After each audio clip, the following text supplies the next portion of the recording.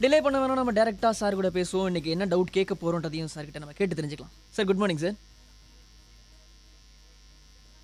Sir good morning sir. Good morning, good morning. Santhosh. Yes sir. இன்னைக்கு நான் பேச போறது இந்த பட்ஜெட் 2024 தான் சார். எனக்கு ஒரு doubt sir. Okay. Actually social media பக்கம் போனாலும் சரி சார், ஏதாவது நியூஸ் சேனல் பக்கம் போய் பார்த்தாலுமே கூட ஃபுல்லாவே பட்ஜெட் பத்தி தான் சொல்லிட்டு இருக்காங்க. ஸோ இதை ஒரு சாமானிய மக்களுக்கு இந்த பட்ஜெட் என்ன சார் சொல்ல வருது? முதல்ல சலாம் துபாய். நண்பர்களே, சந்தோஷ் கேட்டாப்ல சாமானிய மனுஷனுக்கு டவுட்டுன்னு கேட்டாப்ல நிறைய டவுட் எனக்கே இருக்கு. டு பி ஹானஸ்ட், அவங்க ஃபினான்ஸ் மினிஸ்டர் பட்ஜெட்டை ஆரம்பிச்சு போயிட்டே இருக்கும்போது டைரக்ட் டாக்ஸேஷன் இன்டைரக்ட் டாக்ஸேஷனும் பத்தி ஏரியா அது கடைசியா தான் பேசுவாங்க. அப்போ வந்து ஜெனரலா ஐ வாஸ் சோ ஹாப்பி. ஏன்னா அந்த 2.5 லட்சம் லிமிட்டு 3 லட்சம் ஆக்குனாங்கல்ல. குட். ஒரு 50,000 சேவிங் கிடைக்கும். ஒரு அப்பர் மிடில் கிளாஸ் வச்சுக்கலாம். ஓகே, சேவிங் கிடைக்கும். தென் வந்து இந்த லிமிட் ஆஃப் அந்த நான் அடிக்கடி சொன்னது, இந்த 10 லட்சத்துக்கு மேல உள்ள வருமானம் உள்ளவங்களுக்கு 30% வந்து 10 வருஷத்துக்கு முன்னாடி யூபிஏ கவர்மெண்ட்ல போட்டாங்கல்ல, அதை இன்னும் வந்து அந்த 10 லட்சம் வருமானத்துக்கு மேல உள்ளவங்க எல்லாம் 30% அப்படின்னு கொண்டு போயிடுவாங்க. அது தப்பு. 10 லட்சங்கிறது 2013 வேறங்க, 10 லட்சம் இன்னைக்குங்கிறது வேற. ஸோ அதுக்கும் இவங்க என்ன பண்ணாங்க, அட்லீஸ்ட் 15 லட்சத்துக்கு மேல 30% கொண்டு போனாங்கல்ல. அது ஐ வாஸ் சோ ஹாப்பி.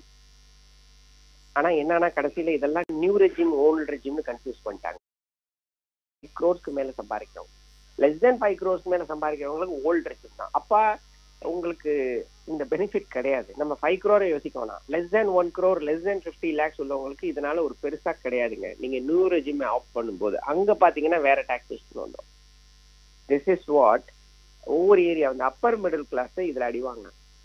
ரெண்டாவது மியூச்சுவல் ஃபண்ட்.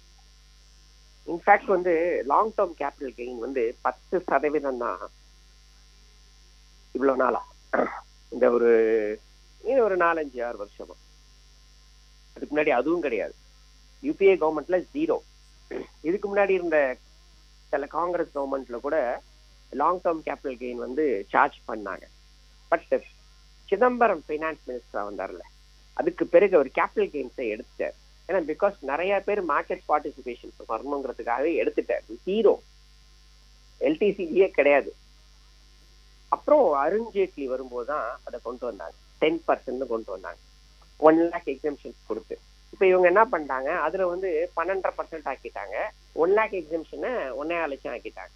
ஸோ இப்போ நிறைய பேர் மியூச்சுவல் ஃபண்ட்ஸ்க்கு உள்ள வரும்போது, ஸ்டாக்ஸ்க்கு இன்வெஸ்ட் பண்ணும்போது இதை கொண்டு வந்திருக்க கூடாது. இது லாங் டேர்ம்ல பாத்தீங்கன்னா இது பழகி போயிடுங்க. ஆனா இது கொண்டு வந்திருக்க கூடாது. மைட் பி இது ஃபியூச்சர்ல வந்து இது அபாலிஷ் ஆகணும். அப்பதான் பார்ட்டிசிபேஷன், இந்தியாவில் ஆல்ரெடி வந்து participation in stock market common man ரொம்ப கம்மியா இருக்கு. இப்பதான் வந்துகிட்டு இருக்காங்க. அப்ப இது ஒரு அடிங்க, உள்ளதிலே மிகப்பெரிய அடி எது தெரியுமா? இந்த சொத்து விற்கிறோம் பாத்தீங்களா, long term capital gains on property இருக்குல்ல, அதுல வந்து பெரிய அடி. Indexation benefit. அது என்ன இண்டெக்ஸேஷன்? 20 வருஷத்துக்கு முன்னாடி 10 லட்சம் ரூபாய்க்கு ஒரு ப்ராப்பர்ட்டி வாங்கிருக்கீங்க. இன்னைக்கு அந்த ப்ராப்பர்ட்டியை 1 கோடிக்கு நீங்க விற்கிறீங்க. ஃபர்ஸ்ட் திங் இண்டெக்ஸேஷன் என்னன்னா 20 அப்ப கேபிட்டல் கெயின்ஸ் எப்படி கால்குலேட் பண்ண கூடாதுன்னா 10 lakhs minus 1 crore 90 lakhs capital gains 20% அதுக்கு டாக்ஸ். அப்படி கிடையாது. அன்னைக்கு 10 லட்சம் ரூபாங்கிறதுக்கு இந்த 20 வருஷத்துல நியாயமான விலையேற்றம் இருக்குல்ல, இன்ஃபிளேஷன்ல, அதுக்கு ஒவ்வொரு வருஷமும் கவர்மெண்ட் வந்து இண்டெக்ஸேஷன் இது போடுவாங்க. அந்த இண்டெக்ஸேஷன் வந்து ஓல்டு நியூ இண்டெக்ஸேஷன், விற்கிற வருஷத்துல உள்ள இண்டெக்ஸேஷன் டிவைடட் பை பர்ச்சேஸ், எந்த வருஷம் வாங்கினோமோ அந்த வருஷத்து இண்டெக்ஸேஷன். அது ஒரு ஃபார்முலா இருக்கு, அதை கன்ஃபியூஸ் பண்ண விரும்பல. அந்த இண்டெக்ஸேஷன் வச்சு பார்த்தா இந்த 10 lakhsங்கிறது 33 lakhs ஆகும். அப்ப purchase price 33 lakhs minus 1 crore, அதுக்கு வரதுதான் கெயின். அதுல 20% டாக்ஸ். இப்படிதான் பழசுல இருந்துச்சு. இவங்க என்ன பண்ணிட்டாங்க, 20% டாக்ஸ் இல்ல 12% தான் டாக்ஸ். ஆனா இண்டெக்ஸேஷனை தூக்கிட்டாங்க. அப்ப இண்டெக்ஸேஷனை தூக்குனதுக்கு அப்புறம் purchase price 10 lakhs, sale price 1 crore, 90%க்கு இது 12.5 லட்சம். ஆனா இந்த ஓல்டு இண்டெக்ஸேஷன்ல பாத்தீங்கன்னா கிட்டத்தட்ட 4 லட்சம் கம்மியாகும் இந்த 20% டாக்ஸ் போட்டாலே. ஏன்னா இண்டெக்ஸேஷன் கொடுக்குறாங்கல்ல, இன்ஃபிளேஷனுக்கு ஏற்ற மாதிரி பிரைஸை கூட்ட சொல்றாங்கல்ல, அதை இவங்க தூக்கிட்டாங்க. வெளியில இருந்து பார்க்கும்போது உங்களுக்கு என்ன தெரியும், 20% 12% ஆக்கிட்டாங்கன்னு. தப்பு, இண்டெக்ஸேஷனை தூக்கிட்டாங்க. இது யாருக்கு பெனிஃபிட்னா, இண்டெக்ஸேஷனை தூக்குறது. நீங்க 5 crore மேல ப்ராப்பர்ட்டி விற்கிறீங்க பாத்தீங்களா, அப்போ வந்து that will be useful. 5 crore மேல ப்ராப்பர்ட்டி யார் வச்சிருப்பா? காமன் மேன் கையில இருக்காது, லெஸ் தேன் 1 crore தான். அப்போ இங்க காமன் மேனுக்கு என்ன கிடைச்சிருக்குன்னு பாத்தீங்கன்னா ஒண்ணுமே கிடைக்கல, மோர் டாக்ஸஸ். இதுதான் வந்து இவங்க ரெஜிம்ல நான் சொல்றது தப்பு. Rob the rich and feed the புவர்னு சொல்லுவாங்க.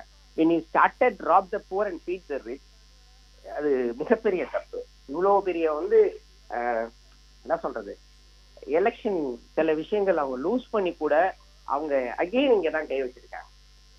இது நிறைய பேர் சொல்றாங்க வந்து தங்கத்தை பத்தி பேசும்போது, சார் தங்கத்துக்கு டாக்ஸ் குறைச்சிருச்சு. குட், உண்மையிலேயே அது சந்தோஷமான விஷயம். இந்த 12% 6% ஆக்குறாங்கல்ல, 6% குறைஞ்சிருக்குல்ல, அது நல்ல விஷயம். என்னைக்காவது ஒரு நாள் தான் போய் வாங்குவாங்க சாமானிய மனுஷன். ஸோ அதனால வந்து ஒன்றும் பெருசாலாம் வந்து பிரயோஜனம் கிடையாது.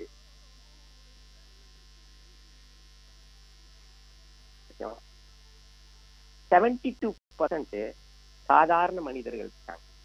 அந்த 72%லயும் 45% இருக்காங்க.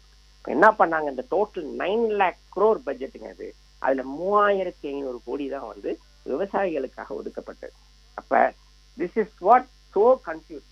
நீங்க சந்தோஷ் கேட்கும்போது எனக்கே நிறைய டவுட் இருந்தாங்க, இது எங்க போய் நிக்குதுங்கிறத. பட்ஜெட் வந்து வெரி சுமாரான பட்ஜெட். காமன் மேன் அது நீங்க வாசிக்கும் போது அந்த பட்ஜெட்டை பாத்தீங்கன்னா ஓகே பரவாயில்லையே. அதுக்கப்புறம் வந்து அதுக்கு உள்ள அந்த வைக்கிறாங்கல்ல உள்குத்து, அந்த உள்குத்தை போய் பார்க்கும்போது அது சொத்து. ஏன்னா நம்ம ஸ்டாக்க விடுங்க, சாதாரணமா வந்து என்ன பண்ணுவாங்க, ப்ராப்பர்ட்டி எதுக்கு வாங்குறீங்க, விற்கணும் ஒரு நாள். அது கூட நான் தப்புன்னு சொல்லுவேன், ஏங்க ப்ராப்பர்ட்டியை வித்துட்டு இருக்கீங்கன்னு. பட் மனுஷன் என்ன நிலத்தை வாங்கி போடுறான், எதுக்கு வாங்கி போடுறான், ஒரு 10 வருஷம் கழிச்சு நல்ல விலை வர விற்போம். அந்த விற்கும் போது டாக்ஸ், இந்த ரெஜிம் வந்து இவ்வளவு டாக்ஸை சாப்பிட்டுச்சுன்னா தென் எங்க டாக்ஸிங் வருதுன்னா காமன் மேனுக்கு தான் டாக்ஸிங் வருது. அதனால சாமானிய மனுஷனுக்கு இந்த பட்ஜெட் என்ன கொடுத்துச்சுன்னா அகெயின்